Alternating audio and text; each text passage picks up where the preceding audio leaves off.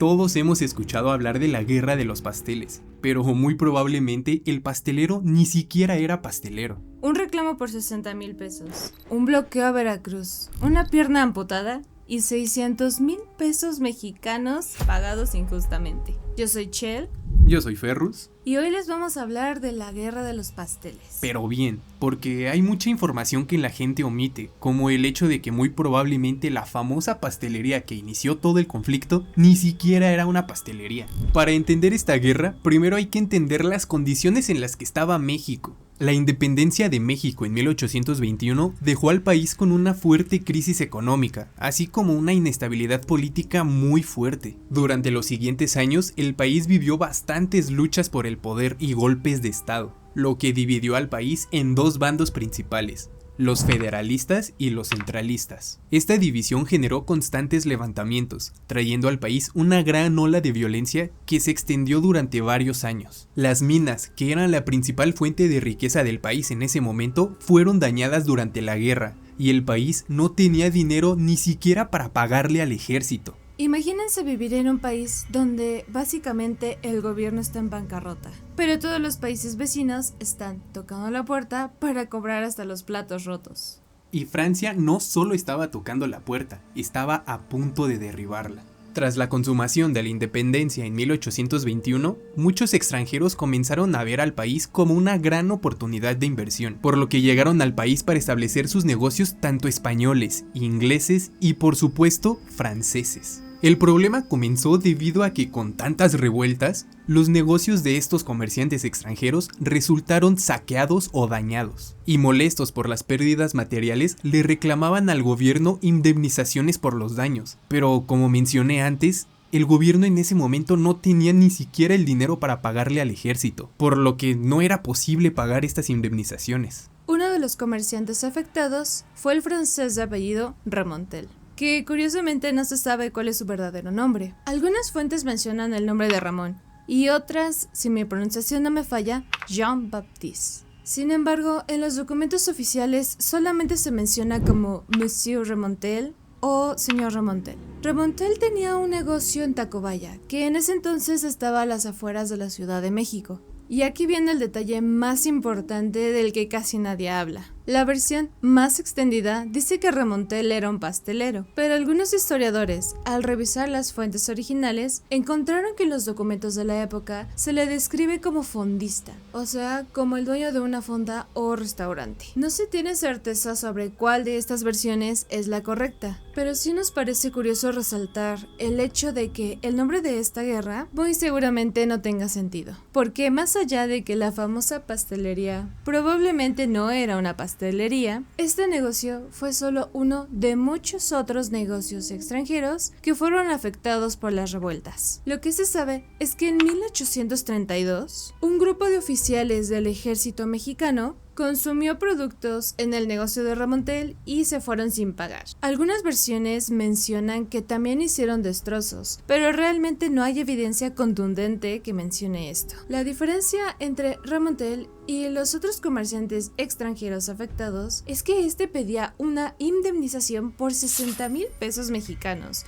una cifra completamente absurda, puesto que su negocio se evaluaba entre menos de los 1,000 pesos mexicanos. Para que te des una idea, con esos 60,000 pesos, además de comprar 60 negocios como los de Remontel, podías comprar una hacienda que en ese entonces rondaba entre los 20,000 y los 50,000 pesos mexicanos. Y todavía sobraba para comprar 10 negocios más. Es como si hoy alguien te pidiera 20 millones de pesos porque rompiste un cristal de su tienda de abarrotes. Es ridículo.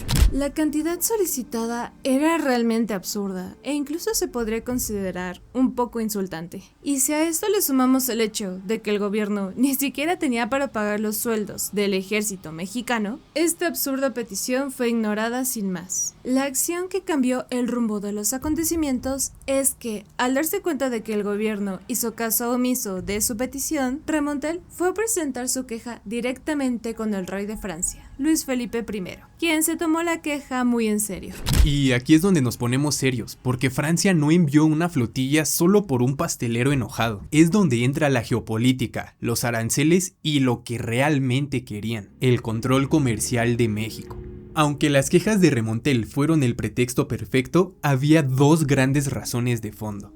Por un lado estaba la razón comercial. Estados Unidos e Inglaterra tenían tratados especiales con México, contrario a Francia, que pagaba unas tarifas bastante más altas. En pocas palabras, mientras que los comerciantes ingleses y estadounidenses gozaban de aranceles reducidos, los comerciantes franceses no tenían ninguna oportunidad de competir. Los intentos de Francia por obtener tratados iguales a los de sus competidores terminaron siendo negados debido a ciertas cláusulas que atentaban directamente contra la soberanía nacional, tales como permisos especiales para esos comerciantes franceses que atentaban directamente contra el comercio interno, dejando prácticamente todo el mercado en manos de los franceses, y sobre todo cláusulas que les permitirían a los franceses saltarse los tribunales locales, entre otras cláusulas más que vulneraban las leyes fundamentales mexicanas.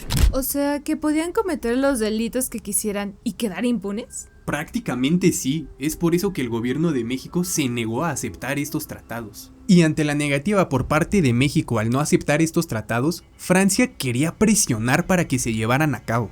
La segunda razón fue el dinero. Francia sumó todas las reclamaciones, tanto la de Remontel como la de muchos otros comerciantes afectados, exigiéndole a México la cantidad de 600,000 pesos mexicanos.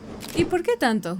Para empezar, las reclamaciones de esos comerciantes estaban altamente infladas, como Remontel, que pedía 60 veces el valor de todo su negocio. Y a su vez, esta cifra exagerada era solo el pretexto para hacer que México firmara un tratado que le conveniera a Francia. Y el gobierno mexicano, encabezado por Anastasio Bustamante, al ver la exageración de la petición, se negó a pagar. Y ante la negativa por parte de México, a principios de marzo de 1838, el rey Luis Felipe I envió al barón Antoine Louis de Faux, espero que sí se pronuncie así, como su portavoz a Veracruz para dar un ultimátum. En él se exigía el pago de los 600,000 pesos y firmar un tratado comercial antes del día 15 de abril. O en caso contrario, comenzarían un bloqueo naval y empezarían con hostilidades. Cumplido el plazo y al no recibir respuesta, Francia comenzó con las acciones militares. Pero no como ataques directos, sino que envió su flota al Golfo de México e impuso un bloqueo naval en el puerto de Veracruz. ¿Solo eso? No creo que haya afectado a México, ¿o sí? Pues si tomamos en cuenta que el puerto de Veracruz era el más importante de México, que había sido el punto casi exclusivo de comercio con Europa y que por Veracruz entraban las mercancías, herramientas y productos manufacturados, además de conectar directamente con la Ciudad de México a través del Camino Real, sí. Solo con eso lograron afectar la ya decadente economía del país. Este bloqueo asfixiaba a México, cortando la recaudación de impuestos de aduana, paralizando el comercio exterior y dejando al gobierno sin su principal fuente de recursos. Este bloqueo duró 7 meses y durante todo ese tiempo México se mantuvo firme en no pagar, haciendo que Francia decida dar el siguiente paso. A partir de este punto, entra en escena el contraalmirante Charles Baurin para presentar un nuevo ultimátum. México debía entregar el fuerte de San Juan de Ulúa como garantía de pago. San Juan de Ulúa era un fuerte construido sobre un arrecife,